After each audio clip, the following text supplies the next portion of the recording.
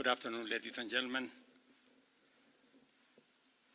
Fellow Kenyans, the last 2 weeks have been a difficult time for us as a country, where Kenyans have regrettably lost lives, many have been injured, property destroyed, and our institutions, especially constitutional institutions, attacked.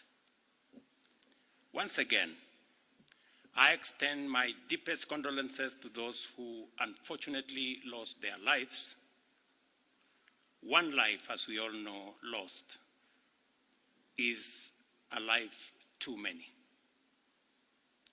To the mothers, fathers, siblings, relatives, and friends of those who lost their lives, my deepest sympathies and condolences to you all.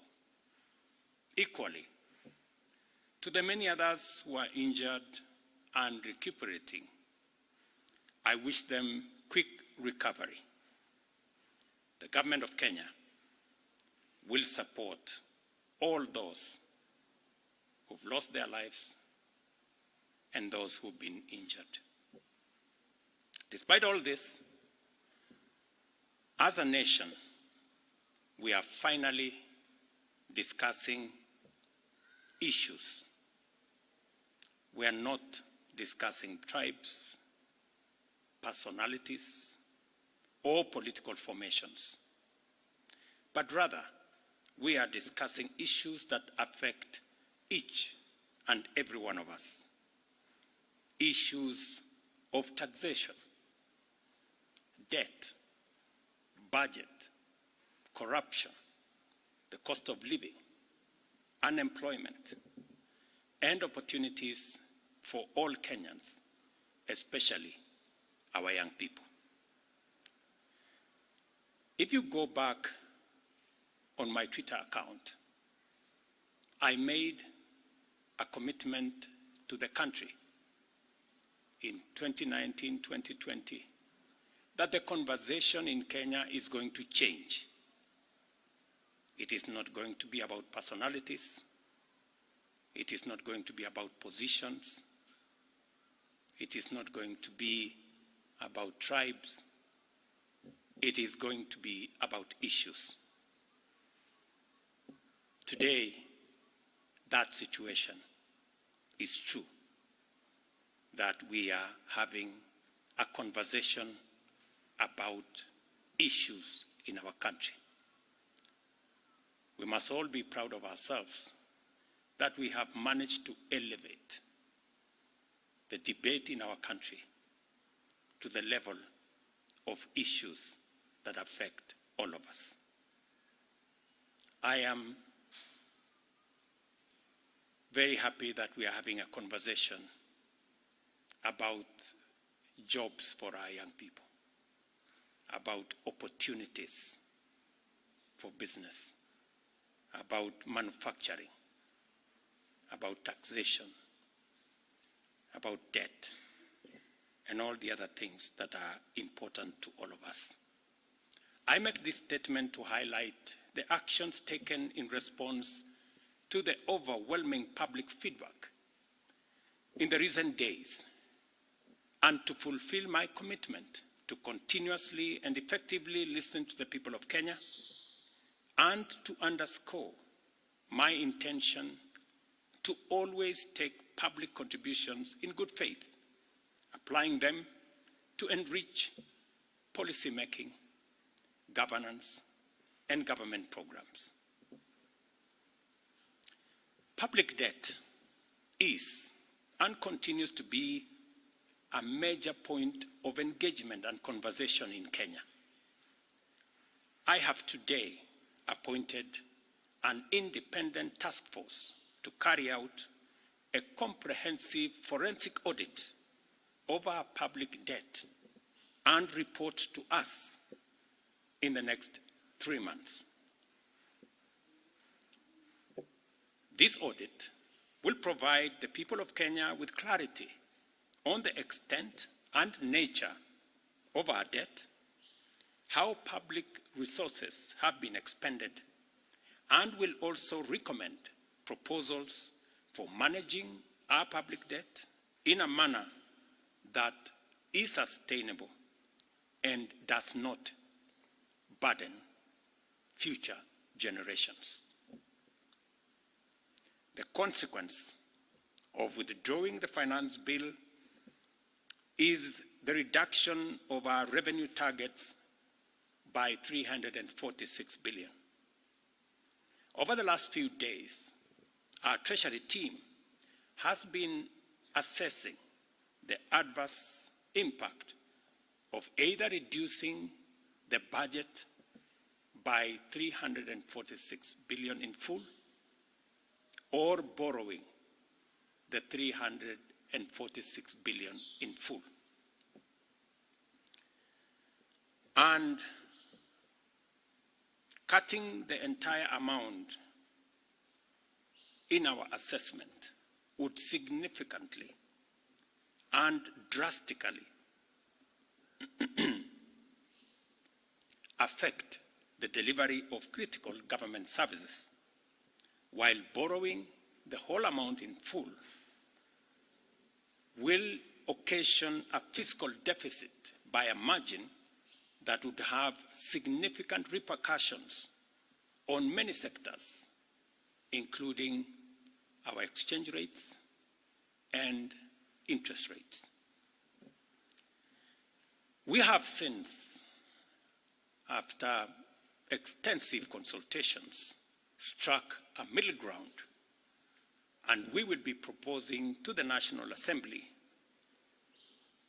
a budget cut of not the entire 346, but a budget cut of 177 billion, and borrowing the difference.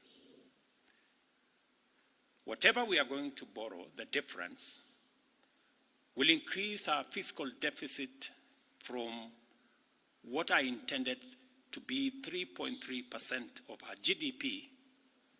It will now go up to 4.6% of GDP, still lower than last year, and will be used to fund some of our critical government services. We will use the money that we will borrow to protect funding for some of the critical areas that the people of Kenya have asked me to protect. They include hiring of junior secondary school teachers and medical interns, funding the milk stabilization program for our dairy farmers, reviving our stalled road projects that are in many parts of Kenya, retaining the fertilizer subsidy program that has helped us manage our cost of living, settling the debt owed to farmers in our coffee sector, capitalizing the Coffee Cherry Fund to support our farmers in that sector, enabling public-owned sugar mills to pay outstanding debts to sugarcane farmers for their deliveries, additional funding for higher education, new funding model that was in our plan will now receive additional funding, settling arrears owed to counties, settling arrears for NGCDF, and settling arrears for our pensions. Accordingly, in keeping with the enhanced austerity measures we have committed to implement and align government expenditures within the budgetary implications of the withdrawal of the Finance Bill 2024, the following actions shall be taken with immediate effect towards the realization of the new budget. 47 state corporations with overlapping and duplicating functions will be dissolved, resulting in the elimination of their operational and maintenance costs, and their functions will be integrated into the respective line ministries. Staff currently employed by the affected corporations will be transferred to ministries and other state agencies within government. The decision to fill the position of Chief Administrative Secretaries is hereby suspended. The number of advisors in government shall be reduced by 50% within the public service with immediate effect. Budget lines providing for the operations of the Office of the First Lady, the spouse of the Deputy President, and the Prime Cabinet Secretary will be removed. Similarly, the budget provisions for confidential budgets in various executive offices, including my own office, have been removed, and the budget for renovations across government reduced by 50%. Henceforth, public servants who attain the retirement age of 60 shall be required to immediately proceed on retirement with no extensions to their tenure of service whatsoever.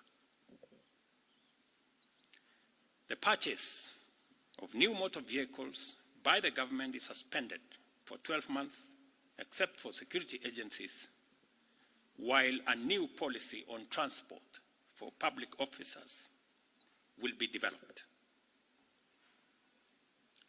All non-essential travel by state and public officers is hereby suspended. No state officer or public servant shall participate in public contributions or haram phase going forward. The Attorney General is hereby directed to prepare and submit legislation to this effect and develop a mechanism for structured and transparent contributions for public, charitable, and philanthropic purposes. These measures will be followed by changes in government that I will be making shortly. We are determined to carry out this and other interventions to improve the quality, efficiency, and transparency in serving the people of Kenya and ensure that citizens receive maximum value for their resources from a public sector that prioritizes their welfare. I believe these changes will set out our country on a trajectory towards economic transformation, enabling us to achieve the strategic objectives of the bottom-up economic transformation agenda and deliver our commitment to radically enhance opportunities for all Kenyans and transform our country. Thank you very much. God bless you, and God bless our great country, Kenya.